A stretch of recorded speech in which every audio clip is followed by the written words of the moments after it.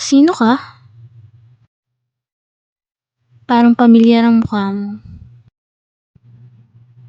Pamilyar talaga. Dahil ako ay ikaw. Ha? Anong ibig mong sabihin? Ako ang future version mo. Kung ikaw nga ako, sabihin mo nga, magiging successful ba ako? Oo. Pero hindi magiging madali. Anong pinakamalaking pagkakamali ko? Ang madalas mong isipin na hindi ka sapat. At dahil doon, maraming opportunity ang pinanampas mo.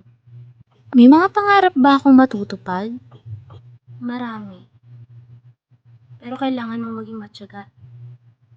Huwag ka susuko sa unang kabiguan lang. Ano pang gusto mo sabihin sa akin?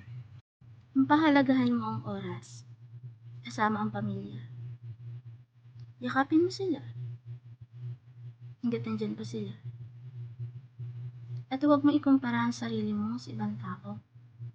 Ang bawat tao ay may sariling panahon tagumpay. Salamat. Kailangan ko pala talaga magtiwala sa sarili ko. Sandali.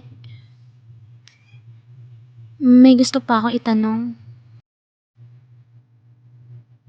Hindi mo kailangan malaman ang lahat ng mangyayari. Ang mahalaga, ikaw ang gagawa ng sarili mong kinabukasan.